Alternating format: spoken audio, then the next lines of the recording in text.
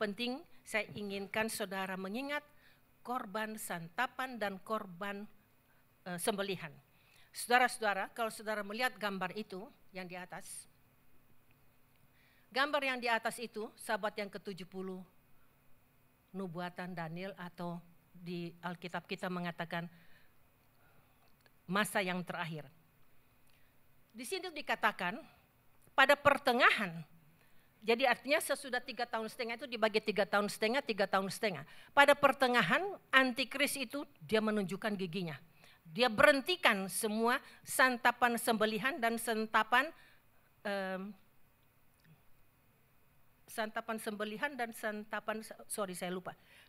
santapan dan korban sembelihan. Saudara-saudara, untuk beradanya santapan ini, korban sembelihan dan korban santapan, bait Allah harus ada. Itu yang penting. Bait Allah orang Israel itu harus ada. Kalau tidak ada bait Allah, di mana mau dibuat korban sembelihan dan korban santapan? Harus ada bait Allah. Bait Allah yang ketiga harus dibangun. Sekarang sudah ada? Belum, itu yang kita tunggu. Saudara-saudara, dan kalau saudara ingat, bait Allah itu, bait Allah tidak disuruh bangun di sembarang tempat. Kita tidak bisa membangun bait Allah yang terakhir ini di New York atau di Indonesia, di Jakarta, di Rusia, tidak bisa. Bait Allah itu harus dibangun di Yerusalem.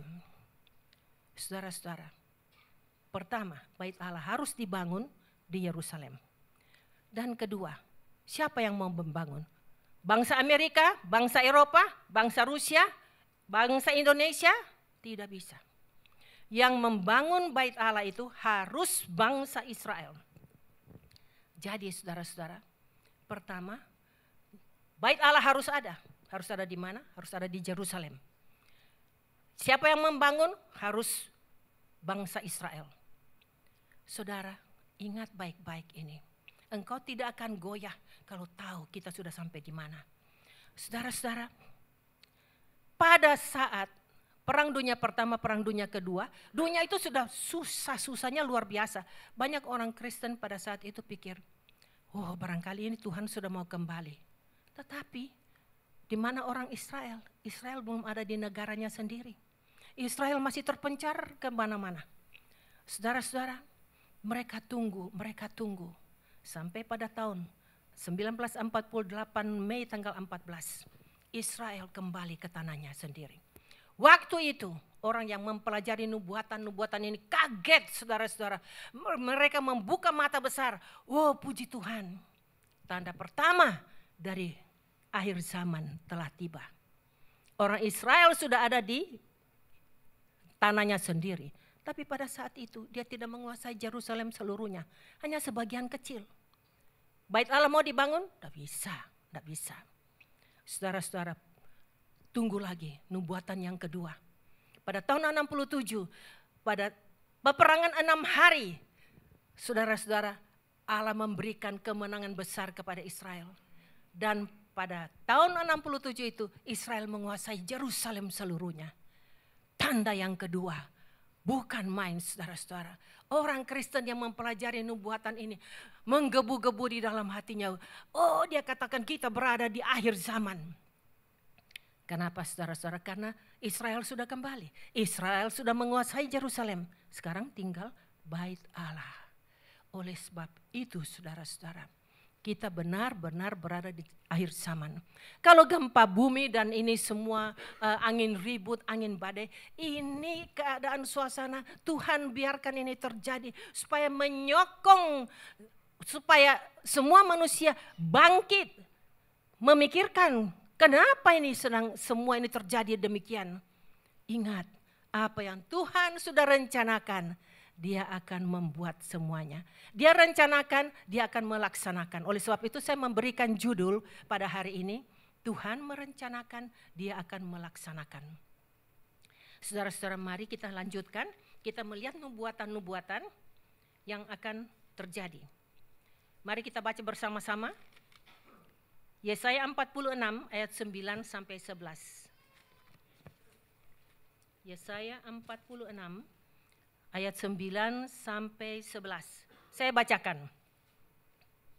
Ingatlah hal-hal yang dahulu dari sejak purbakala, bahwasanya akulah Allah dan tidak ada yang lain. Akulah Allah dan tidak ada yang seperti aku. Ayat ke-10. Yang memberitahukan dari mulanya hal yang kemudian. Dan dari zaman purbakala apa yang belum terlaksana. Yang berkata, keputusanku akan sampai dan segala kehendakku akan kulaksanakan. Terakhir, yang memanggil burung buas dari timur dan orang yang melaksanakan putusanku dari negeri yang jauh. Aku telah mengatakannya, maka aku hendak melangsungkannya. Aku telah merencanakannya, maka aku hendak melaksanakannya. Saudara-saudara, apa yang tertulis di dalam kitab ini akan dilaksanakan semuanya. Dan sekarang semua suasana, baik pun politik, baik pun segala kuasa yang ada di dunia ini sekarang, dunia kita ini berlari sedang menyelesaikan rencana Tuhan. Saudara-saudara, saudara bilang, ada orang yang saya sampaikan gini, siap ya, Tuhan Yesus mau datang. Jangan Tante Mary, jangan bilang tentang Tuhan Yesus mau datang. Saya paling takut. Kenapa saudara-saudara? Sebetulnya Tuhan Yesus menyayangi saudara. Hari itu adalah hari yang gilang gemilang bagi semua umat Tuhan. Haleluya. Kita belajar saudara ada 7 tanda nubuatan besar dari kedatangan Tuhan Yesus yang kedua. Yaitu kedatangan Tuhan di Bukit Zaitun. Bukan pengangkatan di angkasa. Mari kita baca Yehezkiel 36 ayat 24. Yehezkiel 36 ayat 24. Saya bacakan.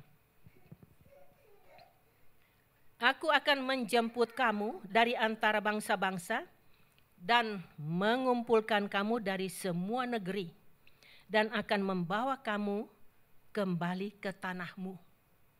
Aku akan membawa kamu kembali ke tanahmu. Ini janji kepada Israel. Saudara-saudara, dan hal itu sudah ditunggu hampir 2000 tahun. Hampir 2000 tahun, cukup lama saudara-saudara. Nenek moyang kita yang percaya kepada Tuhan Yesus satu persatu sudah meninggal. Generation yang kedua meninggal. Generation yang ketiga, mereka menunggu saudara-saudara. Mana ini yang dikatakan Tuhan belum terjadi. Dia mempunyai waktu yang dia tentukan sendiri.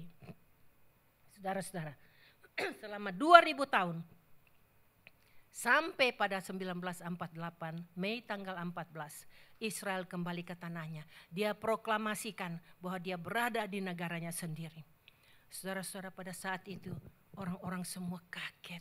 Orang yang mengerti nubuatan kaget. Saudara, sampai sekarang Israel sudah berdiri 62 tahun. Dalam 62 tahun ini Israel sudah menghadapi 6 kali peperangan yang luar biasa. Dalam peperangan ini Israel menang bukan karena Israel tapi karena Tuhan yang perkasa. Saudara-saudara, dalam 6 hari dia berperang luar biasa. Orang semua bisa melihat betapa hebatnya. Saudara, musuh-musuh Israel yang memerangi Israel ini semuanya sama. Tujuannya menghapus Israel dari muka bumi. Heran saudara-saudara, kenapa Israel yang begitu kecil, orang semua musuh dengan dia mau menghapuskan dia dari muka bumi. Iblis tidak senang Israel berada di sana.